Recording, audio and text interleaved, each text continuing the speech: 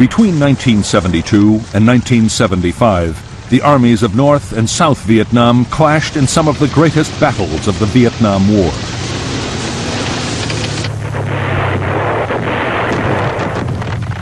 Twice in 3 years, the government of the North launched full-scale attacks against the American-backed South.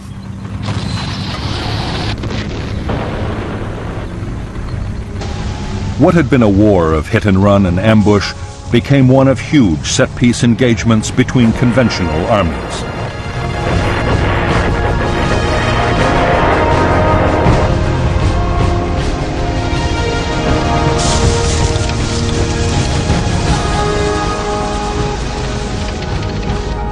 The South Vietnamese army, backed by American air power, repelled the North's first onslaught.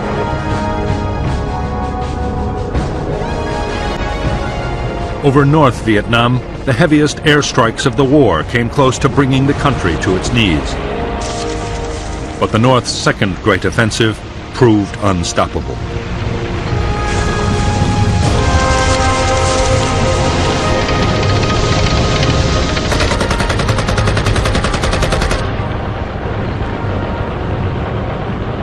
The American strategy had been to arm and train the South Vietnamese to defend themselves.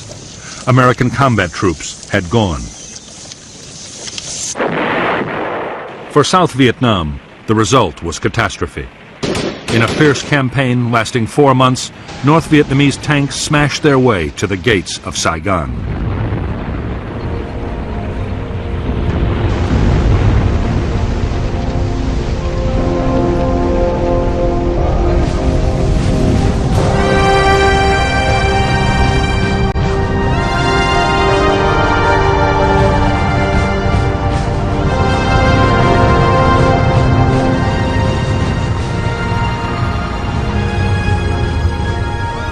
Hanoi's strategy for 1969 was to keep up the pressure in South Vietnam. While negotiations were going on in Paris, they meant to improve their position on the battlefield.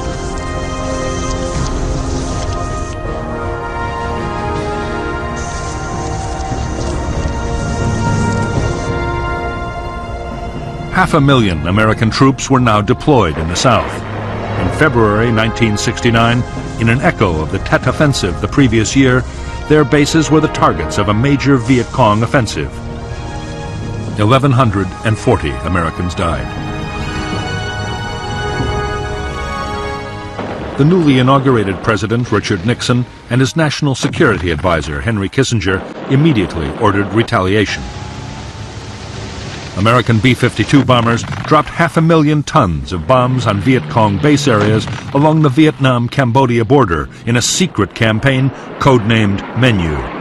Congress was not informed, and the flight logs and target destinations were falsified to hide the fact that the bombs were falling on Cambodia, a neutral country. At the same time, U.S. and South Vietnamese troops began to advance towards the Cambodian border.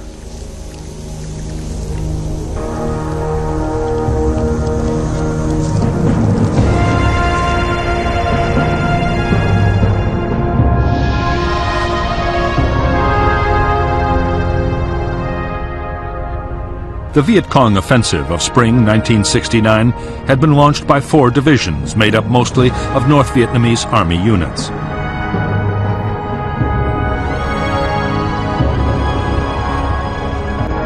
After bitter fighting, the NVA battalions pulled back.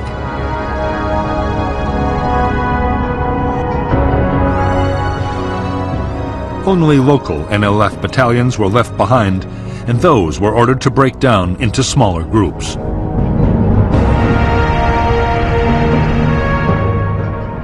In turn, big American units were also broken down and spread out over a wider area of countryside.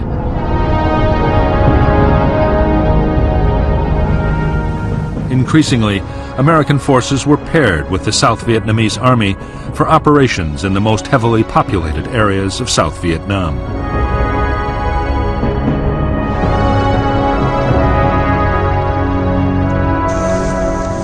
In April 1969, a gruesome benchmark was reached which added to the pressure for Vietnamization. U.S. combat deaths surpassed the 33,629 men killed throughout the Korean War. Increasingly, the U.S. felt it had to ensure that the South Vietnamese army would take control of the war for themselves. The American plan was to help the South Vietnamese government regain control over vast areas of the countryside. The populated areas were swamped with patrols trying to find an increasingly elusive enemy. Often the aim was to draw the Viet Cong into attacking a small unit and then hit back with massive airstrikes and attacks by helicopter gunships. The new kind of war being fought in and around the villages was enormously destructive. American firepower caused heavy civilian casualties and widespread damage. For the NLF guerrillas, the second half of 1969 was a nightmarish ordeal. In less than 2 years, their casualties had been more than 70% in many areas. Food was desperately short as support from the villages faded away, and American patrols interfered with supplies.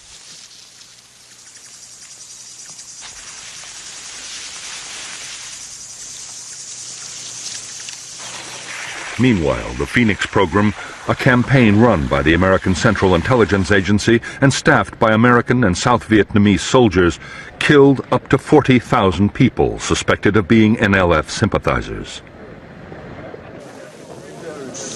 Thousands more were tortured and imprisoned. In that year, desertions from the NLF and NVA were over 28,000.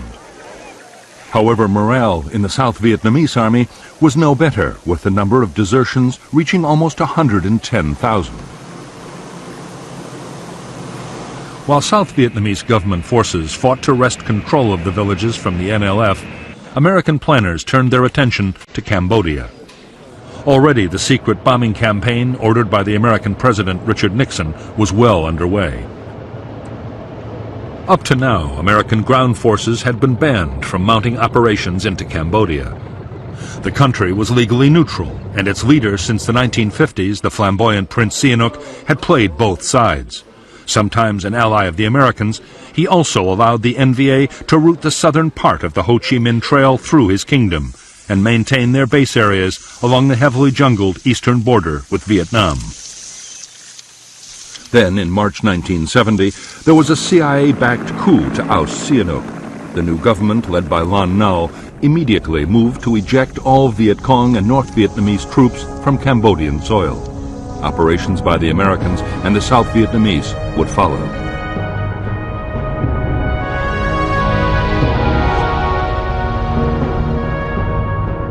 The Viet Cong base areas inside Cambodia were attacked from the west by the Royal Cambodian Army. North Vietnam quickly diverted army units to defend them.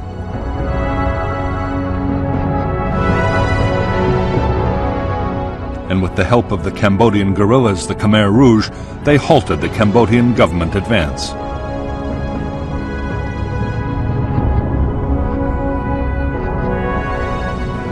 Meanwhile, the Americans and the South Vietnamese had deployed powerful forces on their side of the border.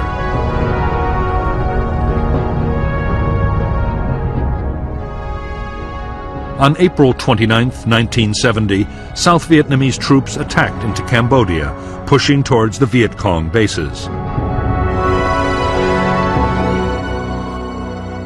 2 days later, the U.S. force of 30,000, including elements of 3 U.S. divisions, mounted a second attack. The next target was a base area in the Se Sam Valley. Soon after, more assaults were mounted further south.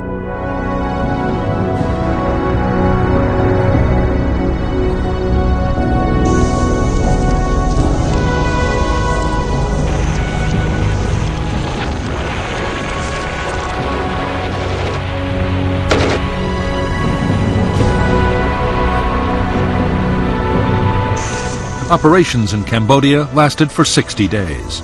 American and South Vietnamese troops uncovered vast jungle supply depots. They captured 28,500 weapons, as well as over 16 million rounds of small arms ammunition and 14 million pounds of rice.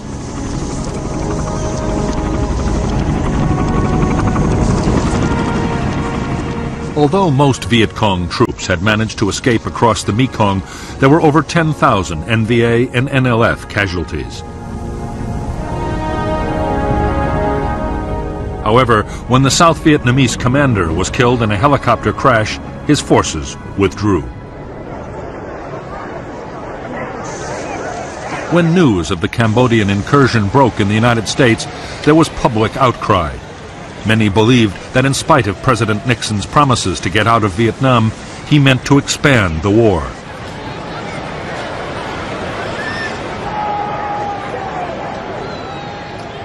Protests erupted at universities all over the country. On May 4th, 1970, at Kent State University in Ohio, National Guardsmen shot 4 students dead.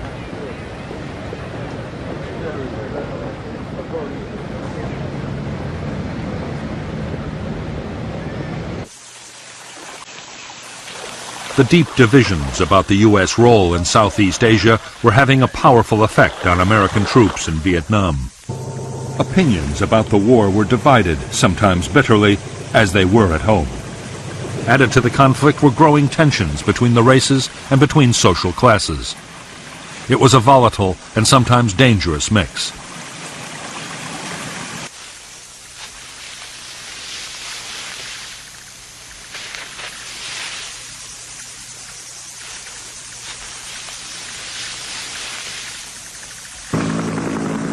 By now, there were few career sergeants and officers still to serve their tours in Vietnam. Down to Romeo, we can move back down to the Whiskey on the Romeo and make a 3-shipper in a hurry. Much of the burden of maintaining discipline was falling on newly promoted and often inexperienced leaders. Between 1969 and 1971, the U.S. Army would record more than 700 attacks by troops on their officers. 83 officers were killed and almost 650 were injured. Many attacks were by fragmentation grenades rolled into the victim's tent, a practice known as fragging. The whole discipline problem was aggravated by widespread drug abuse.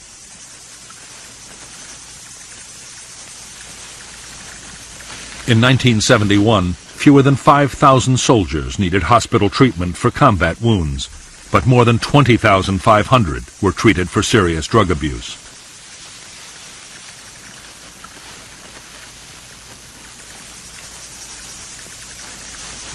By this time, it was plain to most soldiers that the United States would pull out of Vietnam. 100,000 troops had been withdrawn, and Nixon had promised another 150,000 would leave within a year. No one wanted to be the last American soldier to die in Southeast Asia.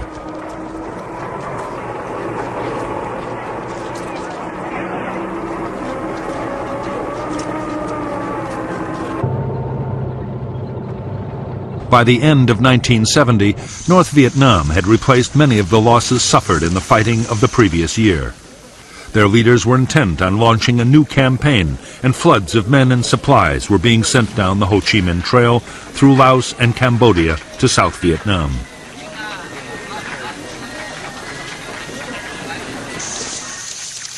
The buildup was soon detected by the Americans. U.S. commanders begged for permission to attack into Laos and once and for all destroy the supply lines down the Ho Chi Minh Trail.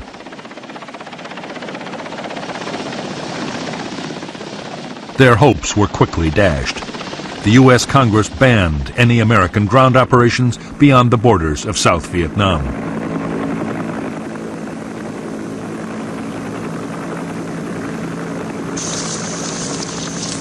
This time, Saigon's forces would have to go it alone. If successful, the administration argued, they would gain 2 years in which to build the South Vietnamese army.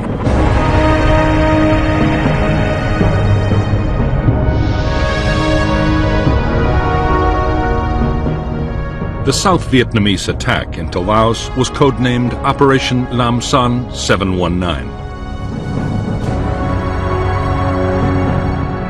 The offensive opened with the U.S. Army's 24th Corps clearing Route 9 to Khe Sanh.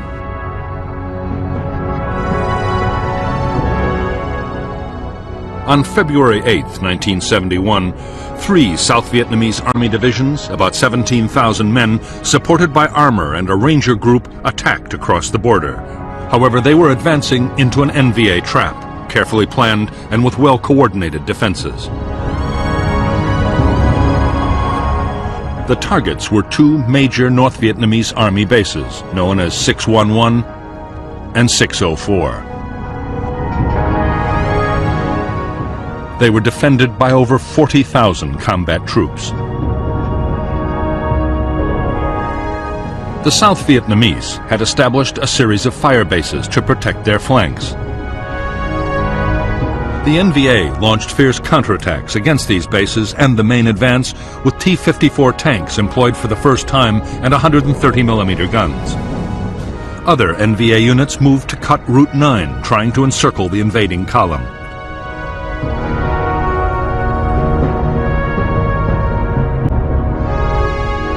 Two South Vietnamese battalions were eventually airlifted into Tec Pan.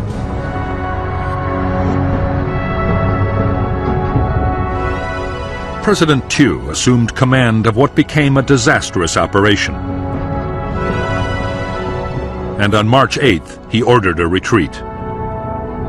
It became a rout.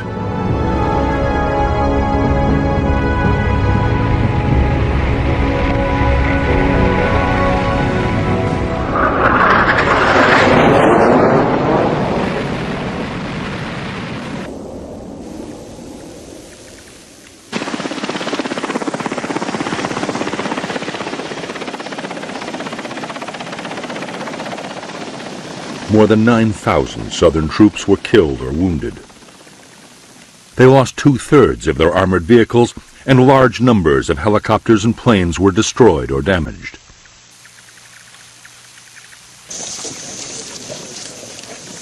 A crucial test of the South Vietnamese Army's ability to fight without American support had ended in humiliation.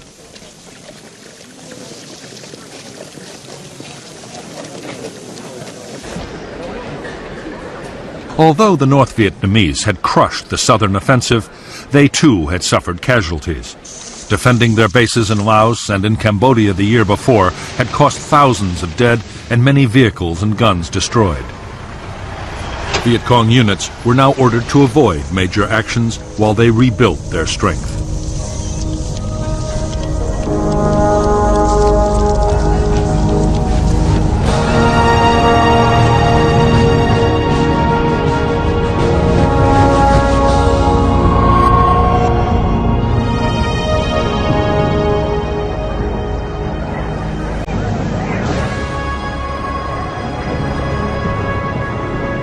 Since the death of Ho Chi Minh in September 1969, Prime Minister Pham Van Dong, Lê Duan, the Communist Party leader, and General Giap, the defense minister, were determined not to abandon Ho's legacy.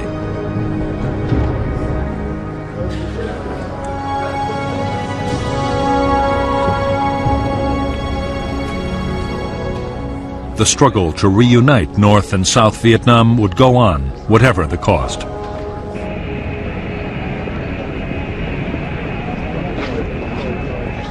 Since the Americans had begun to withdraw troops from the South, Northern leaders had been faced with a dilemma. Should the North wait to mount another major offensive until after the Americans had gone, or should it keep up the momentum?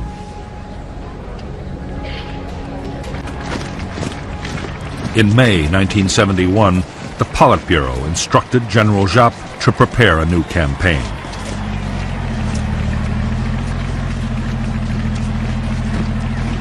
For some time, the North's strategy had been to fight and negotiate at the same time. Talks with the Americans and the South Vietnamese had been going on in Paris, but there was no progress.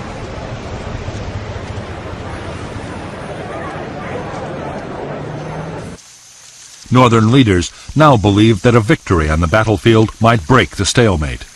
At the very least, it could prove to the Americans that their policy of Vietnamization was not going to save the South.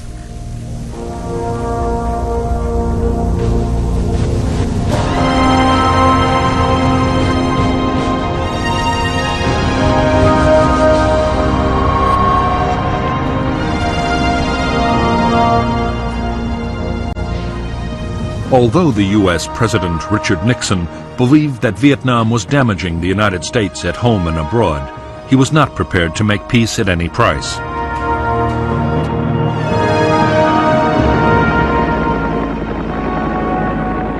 Nixon feared a climb down would dangerously weaken America's credibility as an ally in the eyes of the world. South Vietnam had to survive.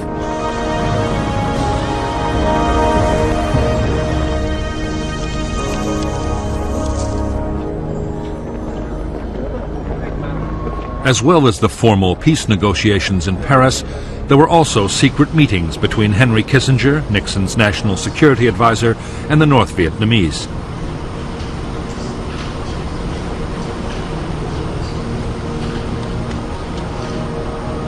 Those talks, too, had stalled, mainly over the future of the South Vietnamese government.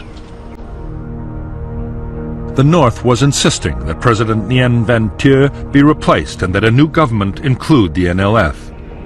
As for Thieu himself, his great fear was that to end the war, Nixon meant to do a separate deal with Hanoi.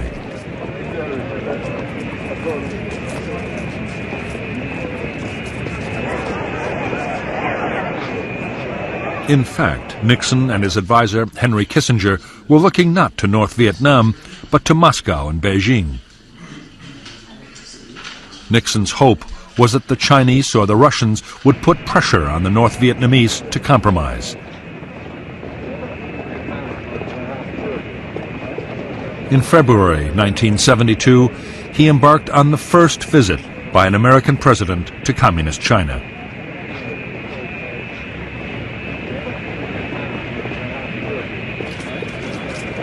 Now that U.S. troops were withdrawing from Vietnam, China's leader, Mao Zedong, increasingly favored an end to the war. He had already pressed Hanoi to step up the search for a solution.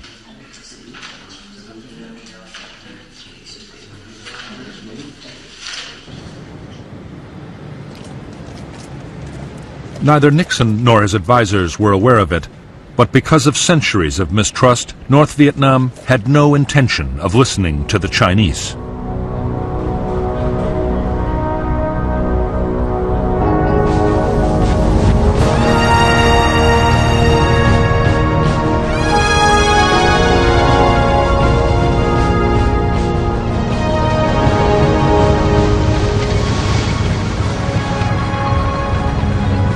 As they planned their most ambitious offensive yet, North Vietnam's leaders knew they were taking a big gamble.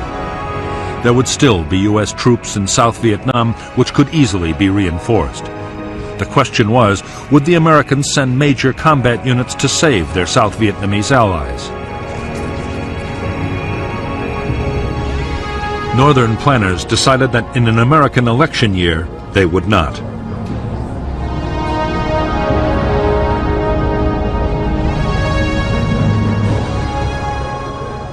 The success of the coming campaign would depend on assembling huge quantities of weapons and supplies. That meant more aid from both the Soviet Union and China.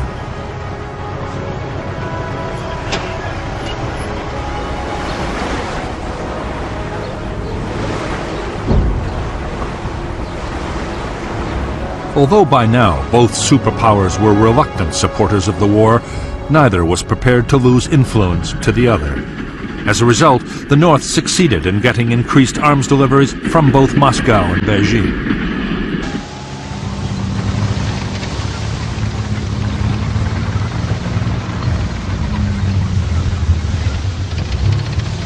More than any offensive they had launched before, this one would depend on speed and mobility. For the North, it would be a new kind of battle, using tanks and artillery to smash through enemy lines. The plan foresaw 3 major armored thrusts slicing deep into South Vietnam.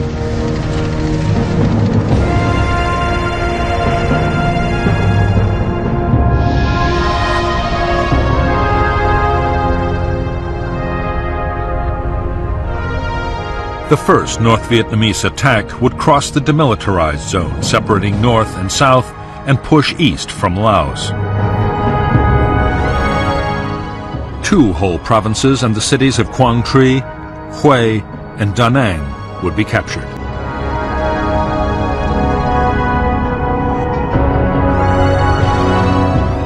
The second thrust would attack through the central highlands to the coast at Quy Nhon.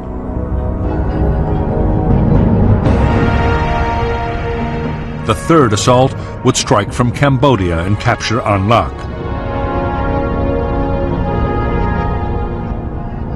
There, a provisional revolutionary government would be established for the south. If resistance was still light, units would press on and capture the capital, Saigon.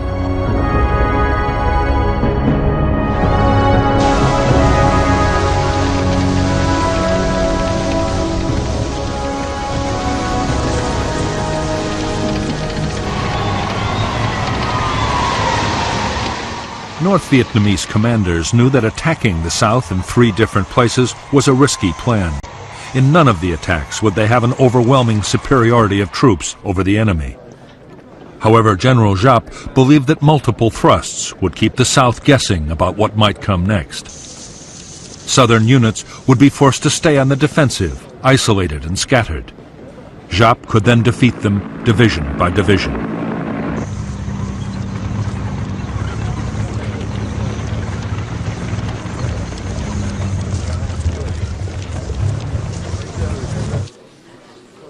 Northern leaders calculated that even limited success would leave the NVA in control of large areas of South Vietnam.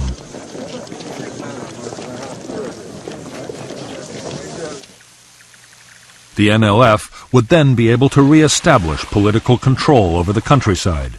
Such gains would be a serious challenge to the Saigon government. At the same time, the North's bargaining position in future negotiations would be improved dramatically.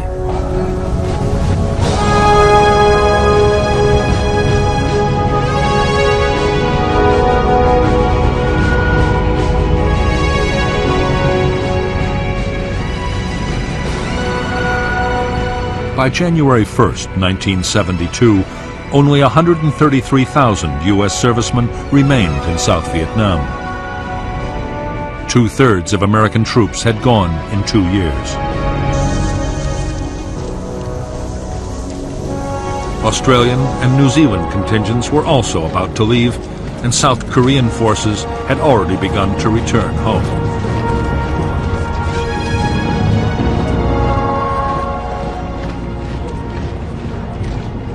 The ground war was now almost exclusively the province of the South Vietnamese Army.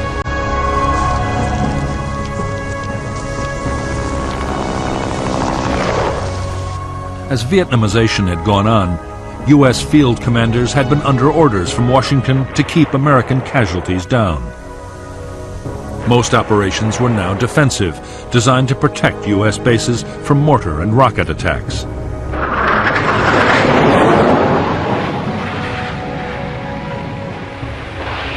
American air power was also being used in a different way.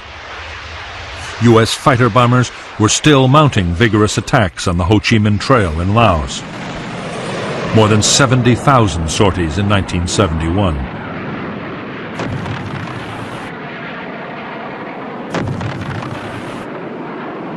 But American air activity in South Vietnam had fallen dramatically. There, the South Vietnamese Air Force was expected to look after most ground support operations.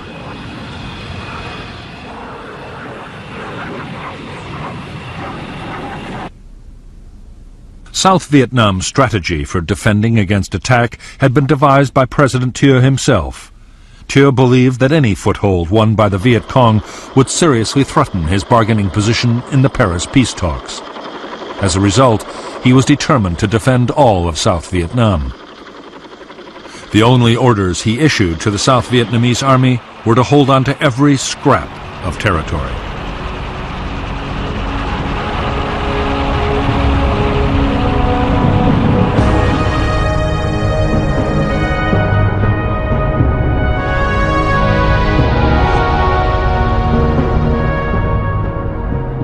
The front line of the South Vietnamese Army's defense was a string of forts and outposts along the borders. Behind the forts were the army divisions, but each was responsible only for the defensive territory around its own base.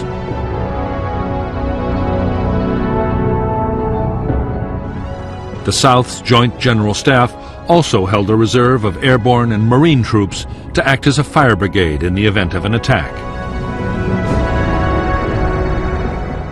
The defense would be backed up by American strike aircraft, U.S. carriers in the Gulf of Tonkin, and B-52 bombers.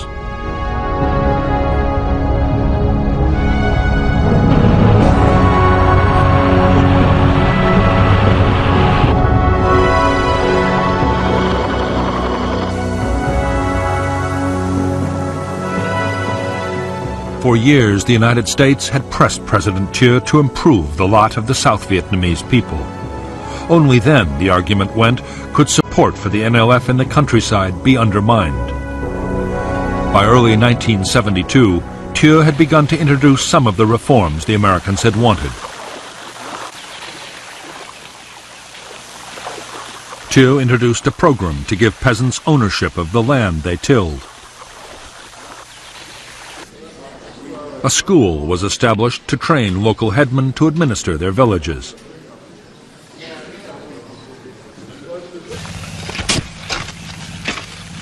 Recruitment to local self-defense militias was stepped up. Thieu's hollow boast was that 97% of all hamlets and villages in the South were under government control.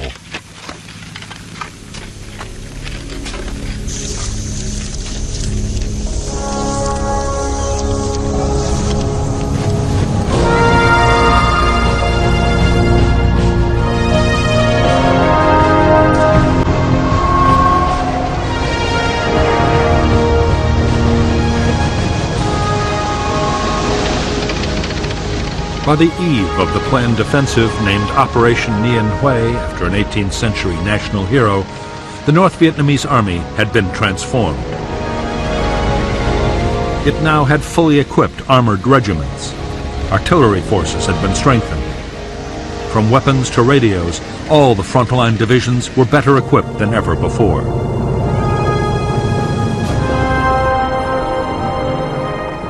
The port of Haiphong was still jammed with Soviet shipping delivering military supplies.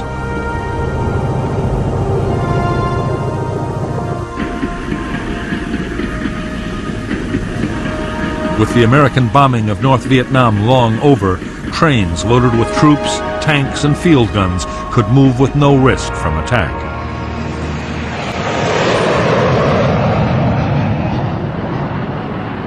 The North Vietnamese Air Force had more than 200 jet fighters which patrolled energetically over southern North Vietnam. But they rarely flew over the supply trails in Laos where American aircraft were most active.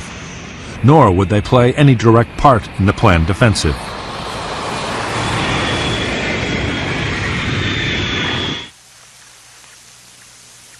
Instead, very large numbers of anti-aircraft guns had been deployed to cover the supply lines and assembly areas.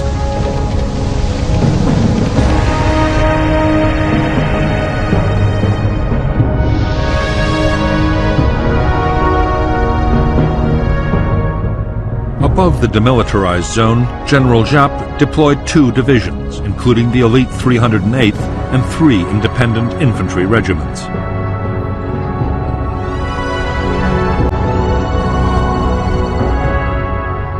The infantry were backed by tank, artillery, and sapper regiments. Another division was poised in Laos, opposite the former U.S. base at Khe Sanh.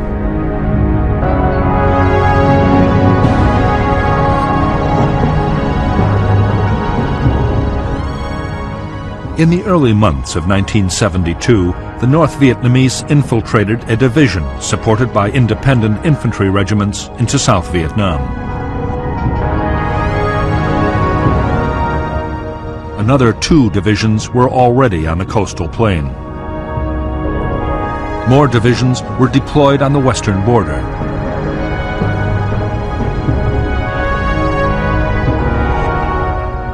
Further south, another formation threatened the Mekong Delta.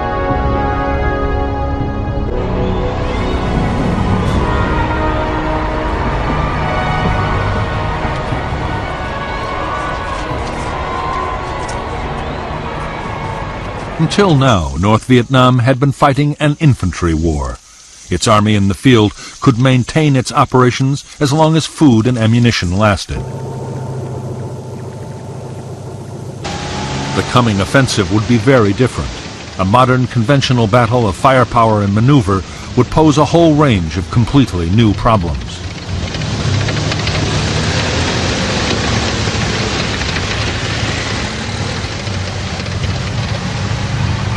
The 125,000 men now massing on South Vietnam's borders would be going into battle alongside over 600 tanks, a bigger army than General Patton had commanded in World War II. The tanks would consume huge quantities of fuel and ammunition. The infantry would have to keep up with the armor, and that meant large numbers of trucks. The battle would move fast, putting strains on the communication and command systems unlike anything the Army had met before.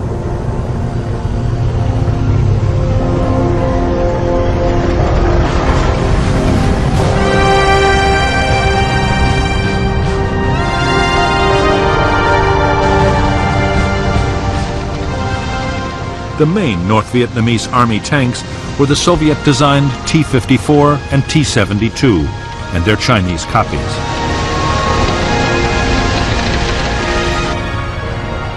They were armed with a powerful 100mm gun and were highly robust vehicles, easy to maintain on the battlefield.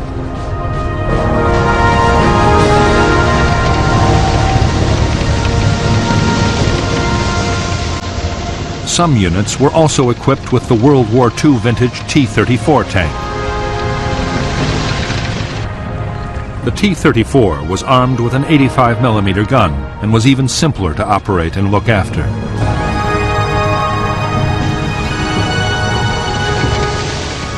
Like the T-55, it could fire either armor-piercing or high-explosive shells.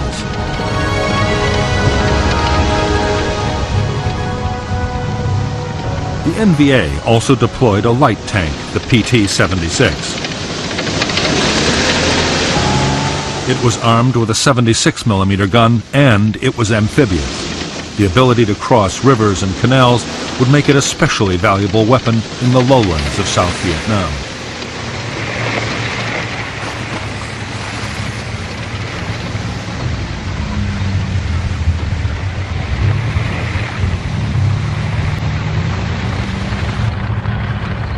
North Vietnamese artillery ranged from the superb Soviet-made 130mm field gun to rockets and mortars of every size.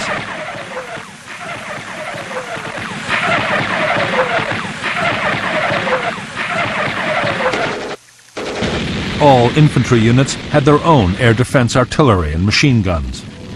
There were also specialist air defense units.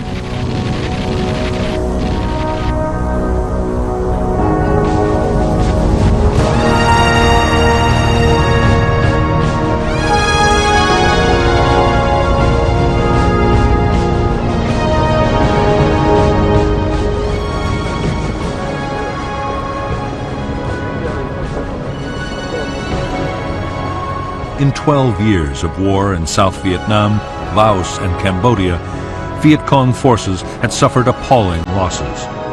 By early 1972, over 600,000 North Vietnamese Army troops and NLF had died. As well as those killed in battle, many thousands had perished from disease and American air attacks on the long journey down the Ho Chi Minh Trail.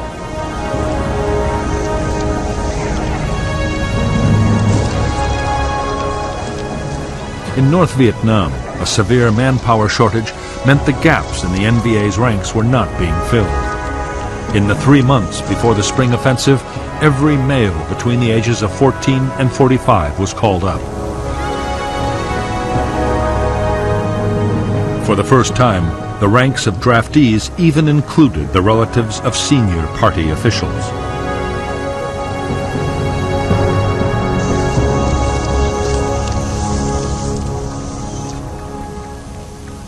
The NLF in South Vietnam was also suffering a manpower crisis. Saigon government troops and officials seemed to be everywhere, making it difficult for NLF recruiting teams to operate. Even the ranks of local guerrilla units were being boosted by North Vietnamese regular troops.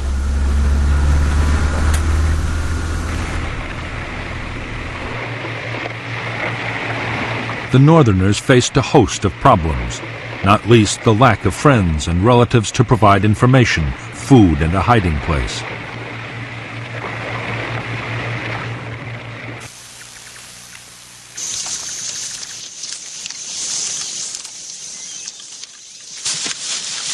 The ever-increasing dominance of the North Vietnamese over the NLF was causing real tensions in Viet Cong units. Many NLF members believed the North no longer saw them as equal partners.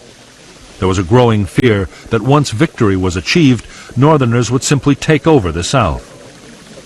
In every unit, political officers worked hard to ease friction between NVA troops and their Southern comrades.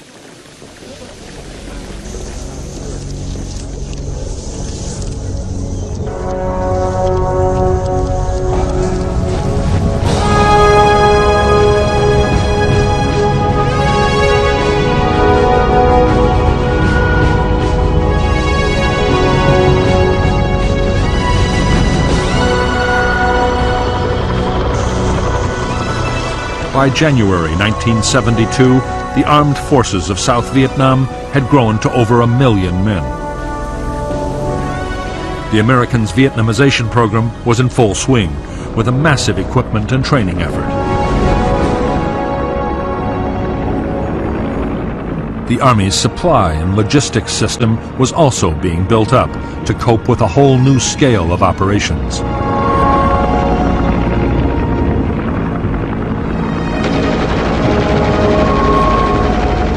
Where once the South Vietnamese had been expected to get by on World War II surplus, the Americans were now providing advanced weaponry. The infantry got nearly 1 million M16 rifles and 20,000 machine guns. Heavy weapons included 400 new tanks and 2,000 howitzers, while the Air Force was built up to 2,000 planes. It would soon be the 4th largest air force in the world.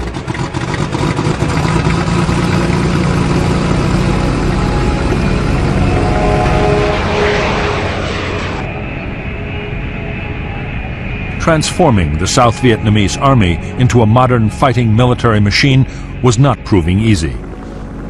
American tanks, helicopters, and aircraft arrived with their maintenance manuals in English.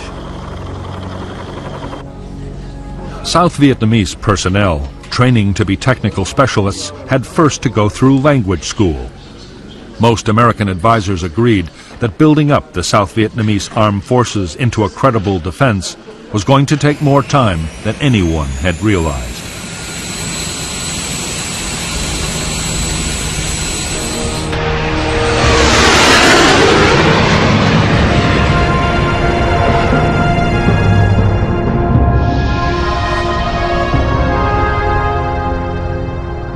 South Vietnam was divided into 4 military regions, each the responsibility of an army corps.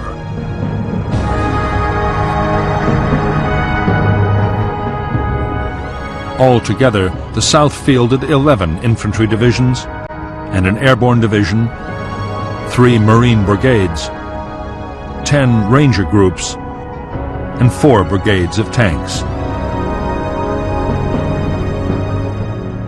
The Air Force deployed 9 squadrons of combat aircraft, 14 of helicopters, and 3 air transport squadrons.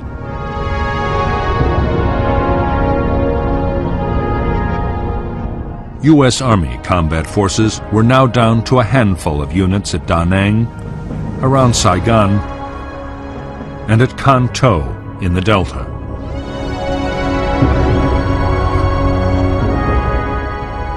The Air Force also had 2 tactical fighter wings, a reconnaissance wing, and a B-52 wing in Thailand.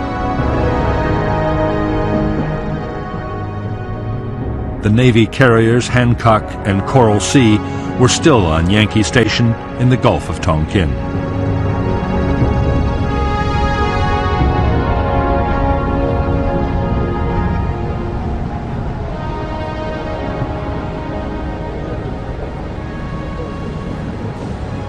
By early 1972, many of the 133,000 U.S. ground troops in South Vietnam were occupied closing up bases and preparing to withdraw.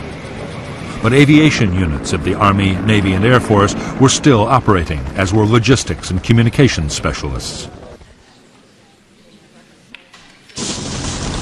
So were 1,400 Army and Marine advisors attached to South Vietnamese units.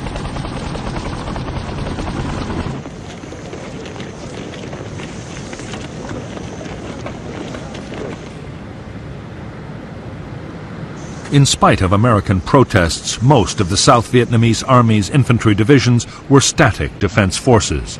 Their orders to hold territory at all costs meant that they had little incentive to use their new armored vehicles and helicopters. Nor were they developing the skills to fight fast-moving offensive battles.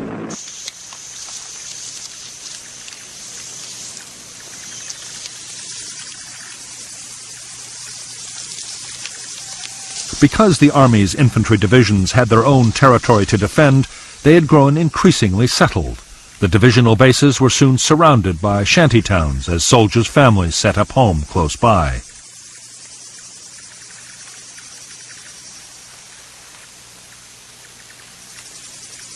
Bribery could secure a permanent posting, and soldiers ordered to move sometimes refused.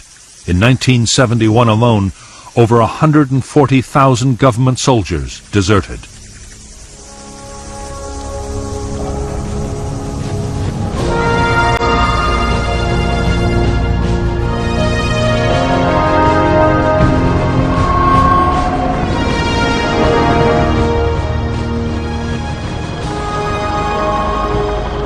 In the battles ahead, Southern forces would be faced with large North Vietnamese armored formations for the first time in the war.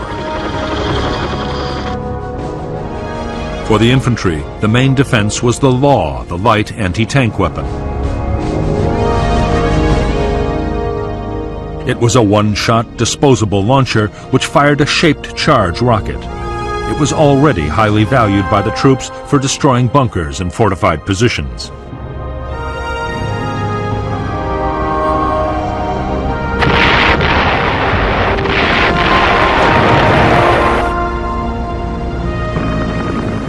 It was the Americans who still had the most mobile and powerful anti-tank defense.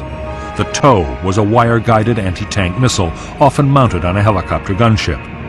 It had a range of more than 3,000 meters and was highly accurate.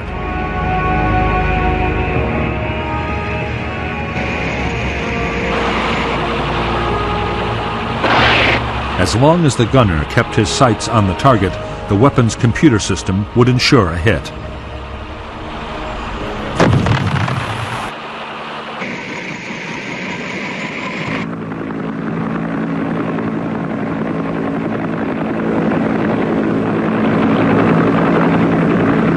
The most effective helicopter gunship in American service was the Huey Cobra.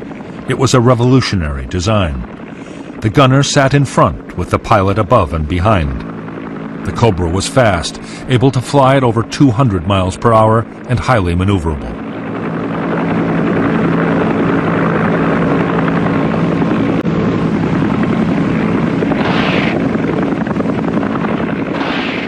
It could carry a devastating array of weapons: miniguns, automatic grenade launchers, a multi-barrel 20mm cannon, and 76 rockets.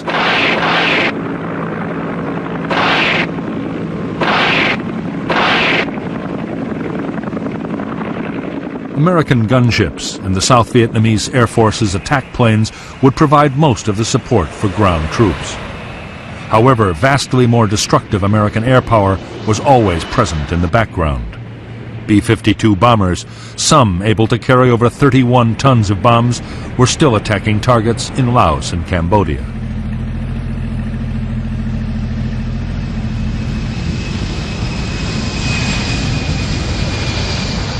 The Americans also had the most advanced supersonic strike aircraft in the world.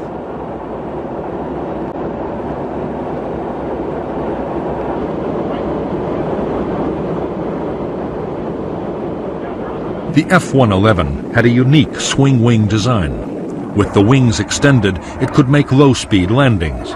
In swept-back configuration, it could fly at 1,600 miles an hour. The F-111 had advanced computer navigation and could bomb targets at night and in the worst weather.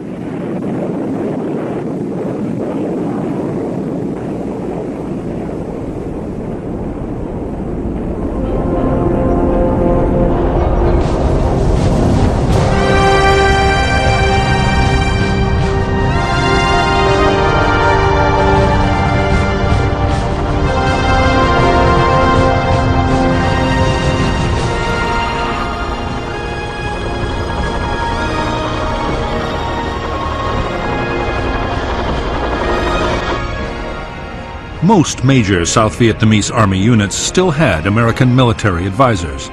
They were usually career soldiers, many on their second or even third tour of duty in Vietnam. The main role of advisors to infantry units was to coordinate the vast array of American firepower still on call. They also offered encouragement and tactical advice.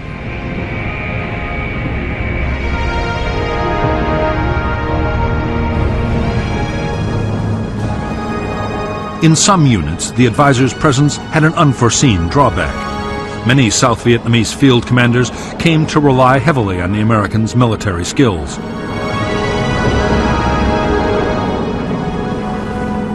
As the months went on and advisors were gradually withdrawn, large numbers of South Vietnamese officers would find themselves unable to command on their own.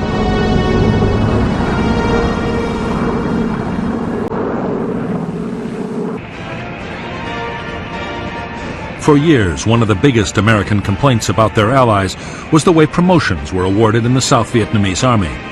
Political patronage was rife. The social connections of senior officers were far more important than their professional competence.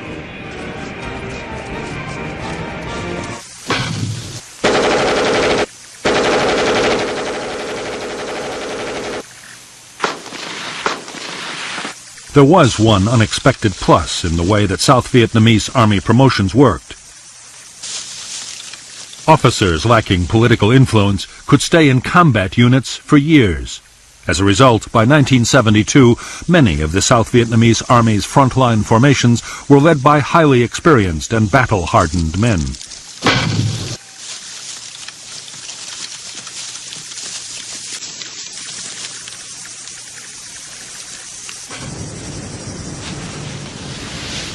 Amongst the many problems besetting the South Vietnamese armed forces, poor training was one of the worst. Army culture held training in contempt. When the military schools requested combat-experienced instructors, most frontline units unloaded their worst men. As a result, some training units failed to produce soldiers with even the most basic military skills.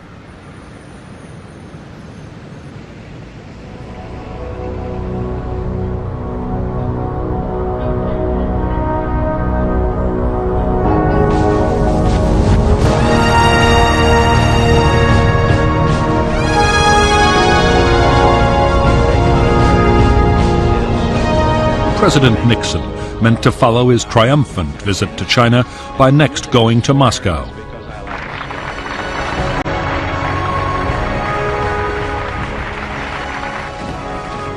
Hopes were high that relations between the world's great powers were entering a new era. In fact, events in Vietnam were about to threaten the whole plan. Since the American bombing of North Vietnam had ended in late 1968, U.S. reconnaissance activity had been intense.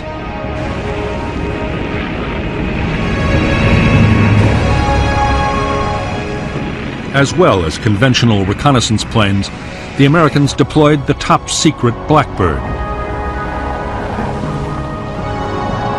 The SR-71 could fly at 2,000 miles an hour and operate at 70,000 feet, well above anti-aircraft defenses.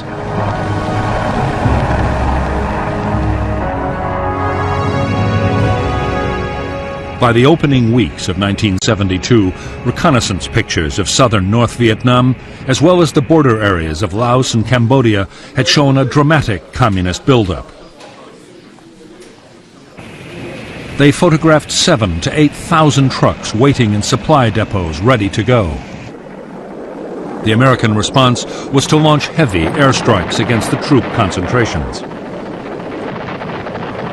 U.S. intelligence believed the North Vietnamese blow would fall before the end of January 1972. When the month passed without incident, Saigon relaxed its vigilance. Senior South Vietnamese officers hoped that the preemptive airstrikes and the increasing strength of the army had forced the North to think twice.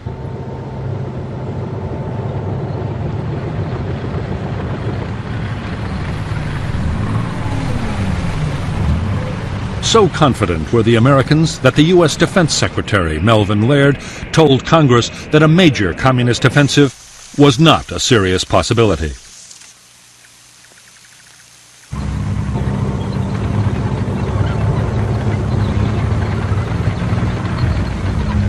Only 5 weeks later, he would be proved shockingly wrong.